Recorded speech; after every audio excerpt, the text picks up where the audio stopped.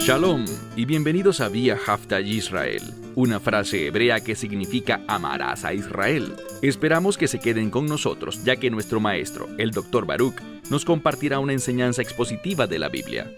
El Dr. Baruch es profesor titular del Instituto Sera Abraham, con sede en Israel. Aunque todos los cursos en el instituto se imparten en hebreo, el Dr. Baruch se complace en compartir esta enseñanza en inglés con doblaje al español. Para más información, visítenos en amarasaisrael.org o descargue nuestra aplicación móvil Mi Estudio Bíblico. Aquí está Baruch y la lección de hoy. ¿Entiendes lo que significa la fidelidad de Dios? Muchas personas que son creyentes saben que Dios es fiel. Pero si les hicieras esa pregunta y les pidieras que te lo explicaran, posiblemente les resultará difícil responder qué es la fidelidad de Dios. ¿Dónde podemos aprender acerca de este tema? La respuesta es en sus promesas de pacto.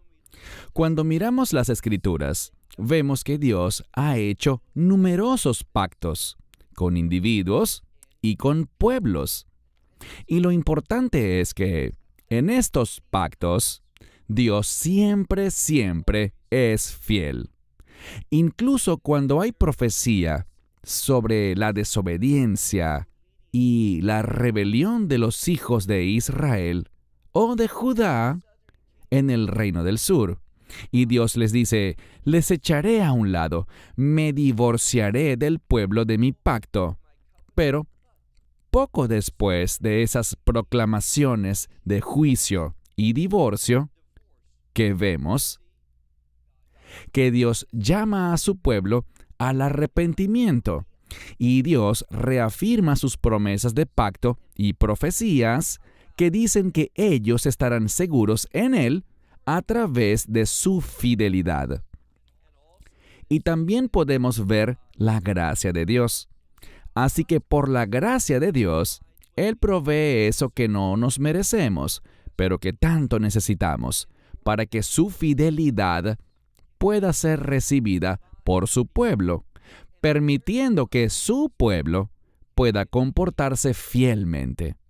Bueno, como saben, estamos estudiando la profecía de Isaías y hemos llegado a un gran capítulo, el capítulo 11.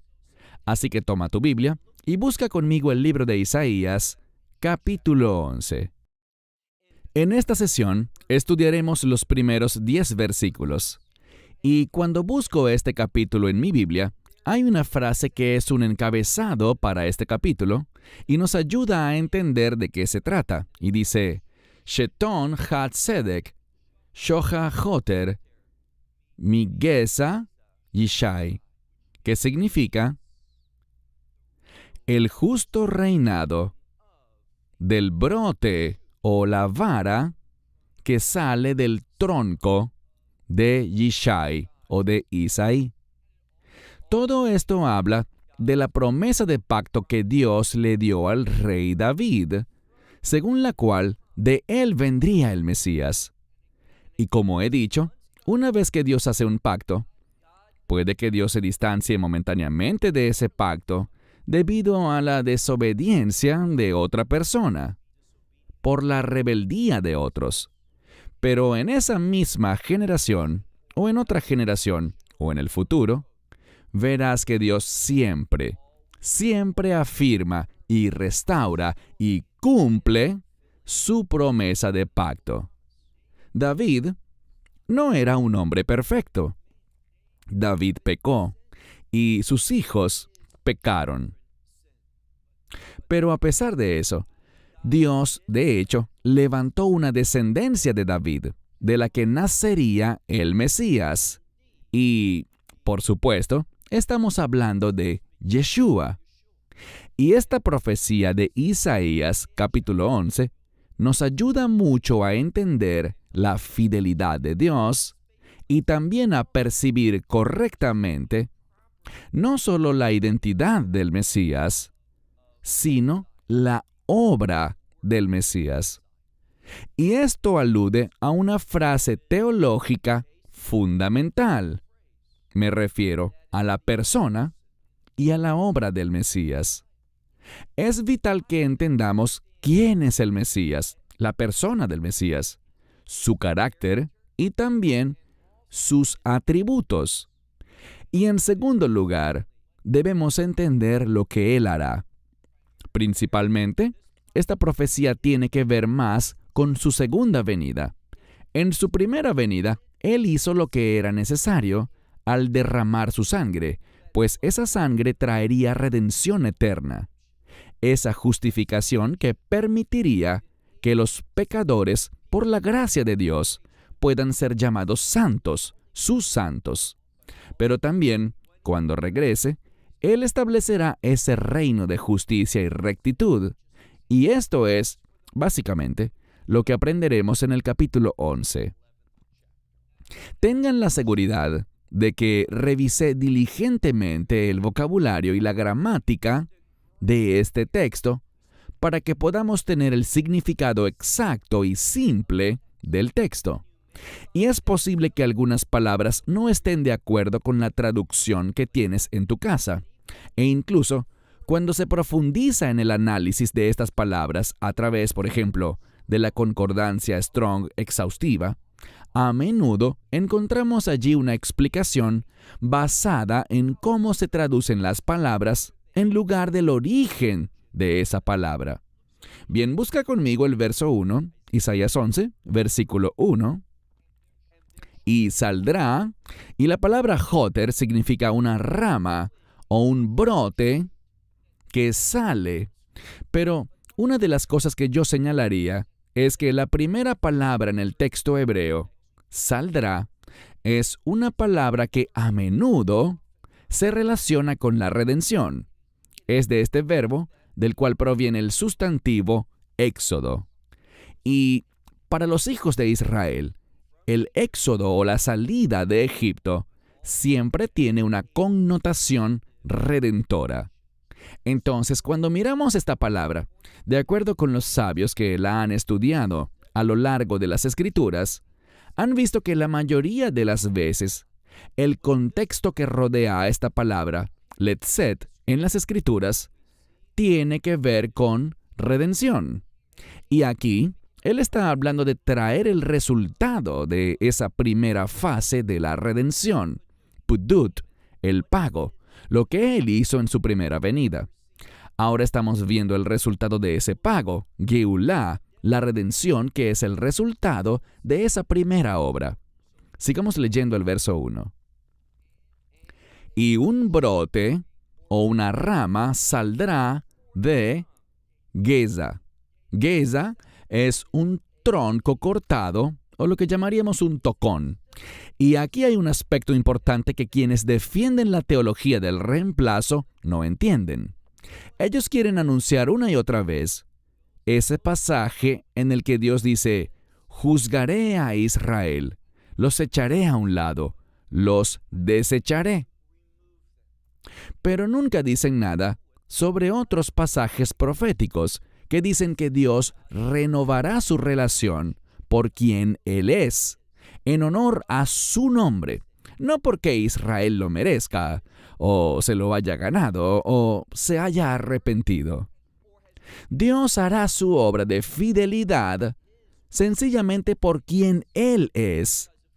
Y, como respuesta a eso, un remanente de la casa de Jacob, literal y físicamente, responderá espiritualmente. Así que, no sean como esos falsos maestros que quieren interpretar la fidelidad de Dios al pueblo judío en los últimos días como algo que simbólicamente se refiere a los gentiles. No es así. Ahora bien, eso significa que no habrá un gran número de gentiles, de muchas naciones, personas de cada tribu, nación y pueblo, que serán salvas. Por supuesto que lo habrá. Dios creó a Israel para ser una bendición para las naciones, pero habrá un remanente de los descendientes físicos de Jacob. Y en los últimos días será la gran mayoría. Esta es una verdad importante que no se puede negar en las Escrituras. Leemos. Y saldrá una rama del tocón de Isaí. Tocón da la idea de que esa promesa de pacto a David fue cortada y estaba muerta. Un tocón cortado, un tronco. Pero al llegar al tiempo adecuado, debido a quien Dios es, debido a sus promesas de pacto, una rama o un retoño brotaría. Y luego tenemos otro dato para ayudarnos a entender que se está hablando del Mesías. Tenemos a Isaí, el padre de David, así que es el pacto mesiánico que Dios hizo con David en 2 de Samuel 7. Y luego tenemos el término Netzer. Netzer viene de la misma raíz que la palabra Nazaret. Pero esto no tiene nada que ver con el voto nazareo que vemos en el libro de Números, en el capítulo 6, sino que tiene que ver con una palabra diferente, Nun Zadi Resh, que es distinto a Nun Zayin Resh, aunque suenen parecido. La palabra Nazrat o Nazaret tiene que ver con esa ciudad. Y cuando miramos esa palabra, como se los he comentado antes, tiene que ver con cumplir, con guardar. Tiene que ver con negarse a sí mismo por obediencia a Dios. Así que esto nos dice que ese que saldrá de esta rama del tronco de Yishai o de Isaí será uno que se niega a sí mismo para guardar la palabra de Dios. Así que aquí habla de una vara o una rama y luego tenemos un sinónimo. Primero aparece Joter en la primera mitad del verso y Netzer en la segunda. Simplemente son sinónimos que hablan del brote de una pequeña rama, un retoño que brota de sus raíces. ¿De las raíces de quién? Las raíces de Isaí o Yishai. Y dice que esta rama florecerá. Esta palabra significa florecer, ser fructífero. Esa es otra forma en que podemos entender lo que dice. Él tendrá éxito. Él producirá el fruto de Dios. Leamos ahora el verso 2. Y sobre él reposará. Será colocado el Espíritu del Señor. Señor aquí es Yud-Hei Vav-Hei. Así que es el Espíritu del Señor. Por lo general, en el Tenaj, la Biblia hebrea, vemos la frase como en Génesis 1, Ruach Elohim, que significa el Espíritu de Dios. Pero aquí tenemos el Espíritu del Señor. Y la mayoría de los eruditos rabínicos entienden aquí que el nombre del Señor, Yud-Hei Vav-Hei, se usa aquí para hablar acerca del Dios que fue, que es y que será, en referencia a su fidelidad, y que para Dios el tiempo no es una limitación. Él lo trasciende, así que está recordando promesas pasadas. Él obrará en el presente y habrá implicaciones para el futuro. Y el Espíritu siempre le confiere un cierto contexto al pasaje que nos indica que Dios traerá orden, su voluntad a las circunstancias. El Espíritu del Señor reposará sobre él, el espíritu de sabiduría y entendimiento, el espíritu de consejo y de poder, el espíritu de conocimiento, saber todas las cosas, y el temor, Yirat Hashem, el temor del Señor. Así que tenemos una definición muy completa del carácter del Espíritu de Dios y de los beneficios del Espíritu de Dios. Y cuando miramos estas palabras, encontramos que por medio del Espíritu, a nosotros se nos da sabiduría y entendimiento. Y esa sabiduría y entendimiento se refieren a cómo utilizar el conocimiento de Dios, cómo compartir ese conocimiento a otros con el consejo, y cuando se hace correctamente, nos convertimos en receptores del poder, de fortaleza, y todo ello demuestra la prioridad de Dios, el temor del Señor, su prioridad. Pasemos al verso 3. Hablemos de lo que hay en la mayoría de las traducciones al inglés de este verso. Les animo a que visiten el sitio web Bible Hub y escriban allí Isaías 11:3 en inglés, y encontrarás que hay alrededor de 26 o 27 traducciones diferentes para este versículo. Está la New American Standard, la King James, la New International Version y otras más. Hay unas versiones que se usan con frecuencia y otras que no son tan conocidas. Y prácticamente ninguna de esas traducciones lo ha captado bien, y no es tan difícil de hacer. La palabra para espíritu es ruach. Esta palabra viene del verbo lariach, que significa oler. Así que cuando hay un espíritu, un viento, una fragancia o un aroma, todo esto está ligado a la palabra ruach. Tenemos la palabra ruach para espíritu o viento, y tenemos la palabra riach para olor, fragancia, pero proviene de la misma raíz. Y esa raíz, en su forma verbal, significa oler, y ninguna de estas versiones lo tradujo así.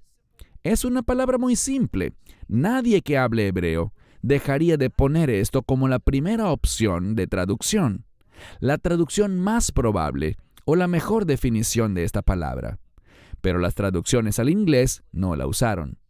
Los de la concordancia de Strong no lo captaron bien. Una y otra vez, ellos tienden a elegir las traducciones populares en lugar de emplear el significado real de la palabra. La mayoría de las veces eso no se convierte en problema alguno, pero hay veces que sí, y esto pasa con más frecuencia de lo que uno cree. Leamos el verso 3. Va'charijo beyirat Hashem, que significa y él lo olerá. Esto habla de ser capaz de discernir a través del olor, de poder discernir a través de un aroma o un olor el temor del Señor. Su prioridad, saber si alguien se está comportando de esta manera o no. Les daré un ejemplo. Cuando una persona miente, la mentira nos causa estrés. ¿Se han dado cuenta de eso? Cuando a una persona se le pide que diga la verdad y miente, muchas veces comienza a sudar o a transpirar. Y aunque no llegues a ver ese sudor, el cuerpo pasa por un cambio físico cuando la persona miente. Y mientras pasa por ese cambio físico, el cuerpo producirá diferentes aromas, diferentes olores. Y por cierto, los psiquiatras dicen que a veces un olor puede traer muchas memorias. Hueles algo y es como si te llevaran de vuelta a esa situación. Escuché un relato sobre alguien que presenció algo terrible y estaban en el océano.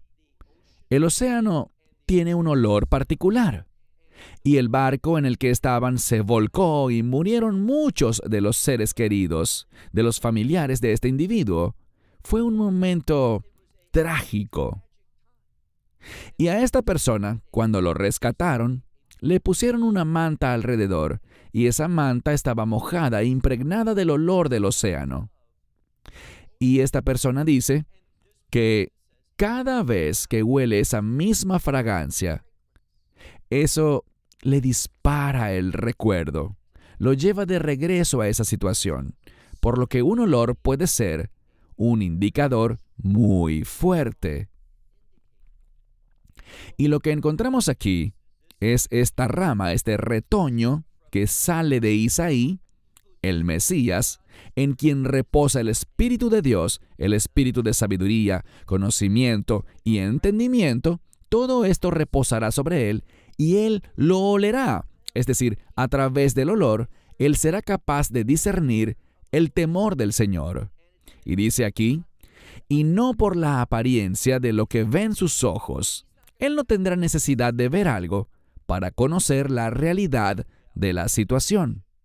Él no usará las apariencias, lo que ven sus ojos, para juzgar, ni lo que oyen sus oídos para reprender.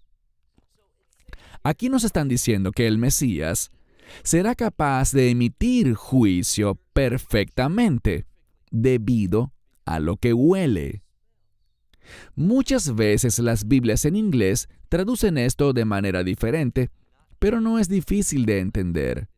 Verso 4.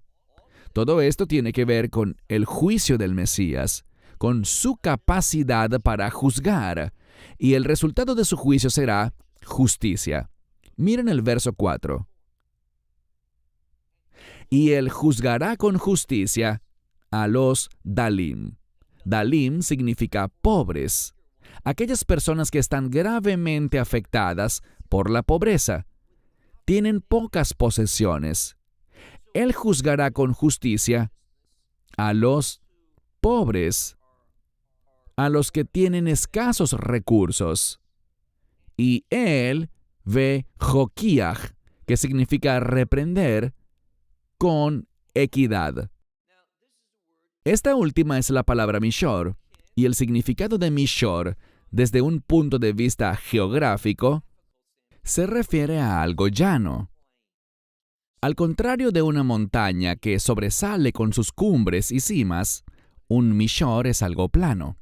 Y esta palabra plano, cuando la usamos como un adjetivo, puede usarse para describir la rectitud o la justicia, y tiene que ver con eso que llamamos equidad. Esa es quizás la mejor manera de expresarlo. Él actuará de manera equitativa, según lo que es recto. Él juzgará honestamente. Verso 4. Y él reprenderá con equidad a los humildes de la tierra. Creo que en muchas traducciones dice los mansos de la tierra, pero aquí se refiere a los que son humildes. Y herirá la tierra con la vara de su boca. Es decir, de la misma manera que puede juzgar de manera única, también será capaz de hablar, y solo con sus palabras hará venir el castigo. Noten que se usa una terminología y unos símbolos muy similares a los que encontramos en el libro de Apocalipsis con la segunda venida del Mesías.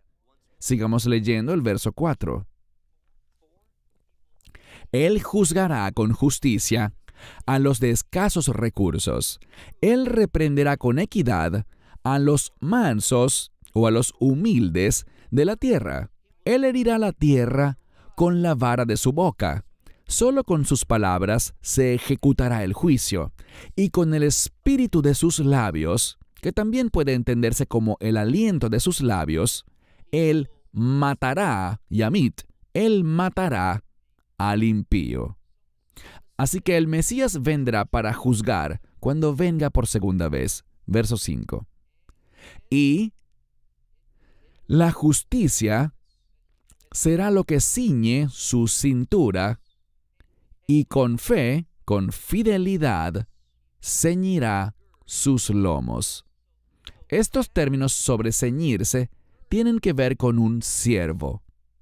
Él va a cumplir la voluntad de Dios. Él servirá a los propósitos del Padre Celestial. El Hijo Eterno de Dios siempre hace la voluntad de su Padre, y eso lo hará con justicia y por fe. Esto es lo más importante que vemos aquí. Y con justicia ceñirá su cintura, y la fidelidad, o la fe, ceñirá sus lomos. Verso 6. Debido a esto, noten que habrá un cambio en la naturaleza. ¿Por qué? Porque esta creación pasará por una transformación. Lo que ahora es natural, debido a que este mundo está manchado y corrompido por el pecado, experimentará un cambio. Permítanme señalarles algo. Rambam, quien es considerado como el más grande intérprete dentro del judaísmo, dice que el Mesías no hará milagros y que en Yomot HaMashiach, los días del Mesías, es decir, en el reino, no habrá ningún cambio en la naturaleza.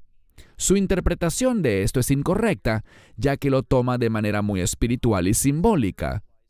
Él espiritualizó el texto, Miren lo que dice el verso 6. Dice, y el lobo morará con el cordero. Él dice que el cordero es el pueblo judío y el lobo son los gentiles. Así que lo interpreta como algo simbólico y espiritual. Y creo que eso es un terrible error. No deberíamos hacer eso. Literalmente en el reino milenial ocurrirá un cambio. Las cosas volverán a ser como eran en el jardín del Edén. Originalmente, en el jardín de Dios, donde todos los animales solo comían vegetación. Los animales no derramaban sangre ni comían carne con sangre.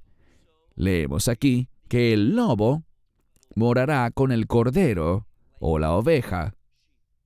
Y el namer es un tigre o un leopardo, con el cabrito, es decir, con una cabra o un cordero joven. Se acostará y el becerro y el leoncillo y el animal doméstico andarán juntos. Habrá paz entre estas especies, que ahora se comerían unas a otras. Se matarían unas a otras, pero en este tiempo nada de eso sucederá, sino que habrá tranquilidad y paz. No habrá guerra entre las especies de animales, sino que se establecerá la paz para todos. Miremos el final del verso 6. Veinaar Catón, Nojek Bam. Y el niño pequeño los conduce. Si en sus Biblias está en tiempo futuro, está mal. Esta oración está en presente. Algunos dirían que es un participio, lo cual está bien. Un participio se usa para describir. Así que este niñito está guiándolos. Se quiere describir a este niño como alguien que va dirigiendo, conduciéndolos. Así que estarán en sumisión. Se someterán a un niño pequeño. Verso 7. Y la vaca y el oso pastarán juntos, y sus crías se recostarán juntas. El león, como el ganado, comerá heno o paja. Esto habla de un cambio, y es que los animales no comerán carne. No se harán daño unos a otros, sino que van a comer vegetación, tal como el ganado. Lo mismo ocurrirá con el león en este tiempo. En resumidas cuentas, habrá paz. Sigamos leyendo el verso 8. Yonek es un niño de pecho, un niño muy pequeño, de menos de 3 años, quizás de unos 2 años. Él jugará por encima del hoyo de una pitón. En este verso veremos 2 tipos de serpientes. Esta que nombran primero en el texto hebreo está como patén. Algunos pronuncian la tav como una S, así que sonaría patén o pitón.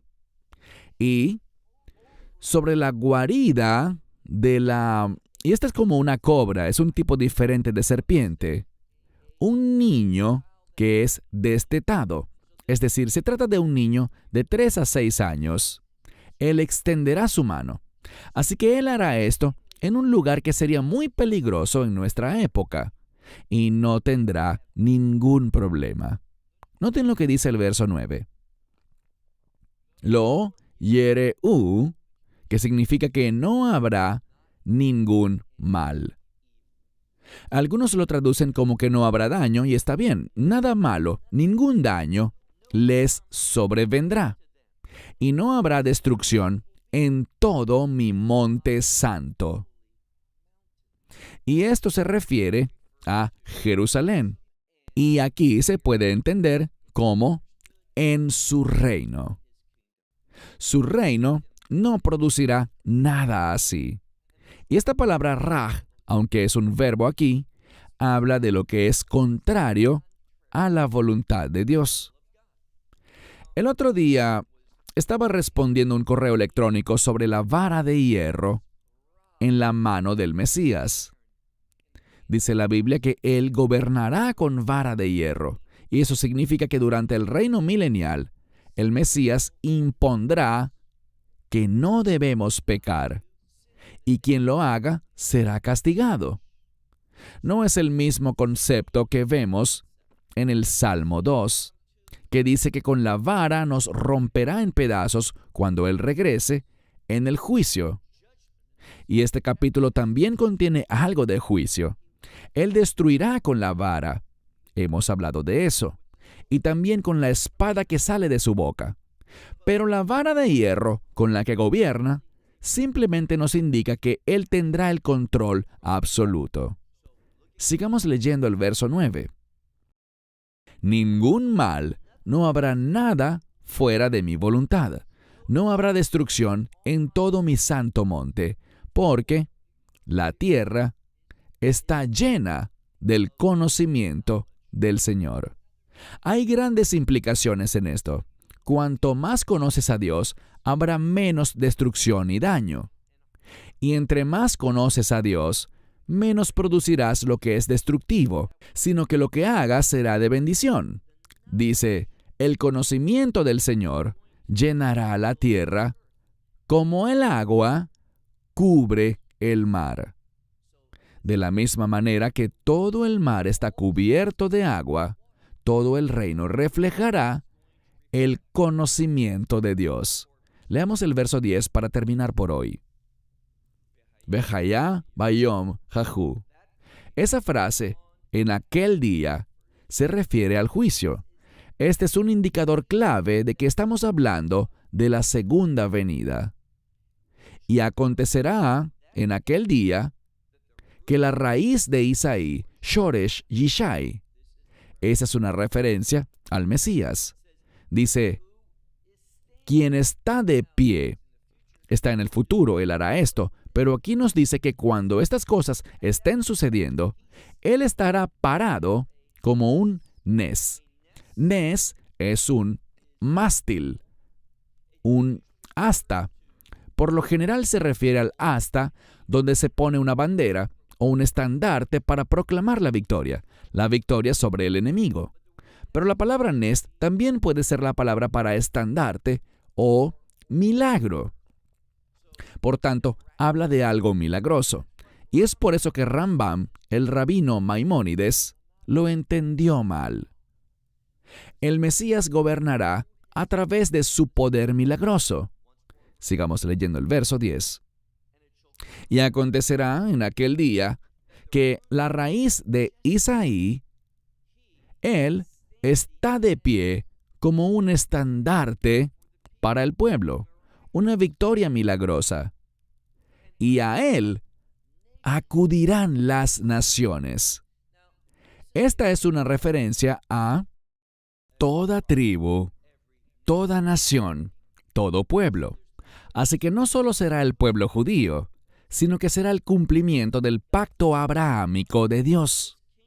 Este reino estará lleno de judíos y también de muchísimos gentiles. A él acudirán las naciones. Y la última frase dice, Vejaitá minujato kavod. Y su lugar de descanso, o en su descanso, se puede traducir de las dos maneras, y su lugar de descanso será glorioso. Aquí tenemos la palabra descanso o reposo, que está relacionada con una experiencia del reino. En esta época, esa palabra está relacionada con el Shabbat, y es por eso que el Shabbat y el reino a menudo se usan como símbolos el uno del otro. Por lo que su lugar de descanso o el reposo que experimentará y expresará su reino será glorioso. Es decir, será el carácter mismo de Dios, el que apoya y establece, el que realmente define esta experiencia de reino. El capítulo 11 de Isaías es un gran capítulo y cubriremos la segunda mitad de este junto al capítulo 12, que es corto, en nuestra próxima entrega. Cierro con esto. Hasta la próxima semana. Que Dios les bendiga ricamente. Shalom desde Israel. Esperamos que te hayas edificado con el mensaje de hoy y lo compartas con otros. Te invitamos a seguir nuestros estudios cada semana por este canal y por el portal de YouTube de Amarás a Israel. También puedes descargar nuestra aplicación móvil gratuita, Mi Estudio Bíblico. Finalmente, para obtener más información sobre nosotros, visita nuestra web amarasaisrael.org, donde encontrarás otras conferencias de Baruch en audio, video y texto. Hasta el próximo programa. Que el Señor te bendiga en Yeshua HaMashiach, Jesús el Mesías, mientras caminas con Él. Shalom desde Israel.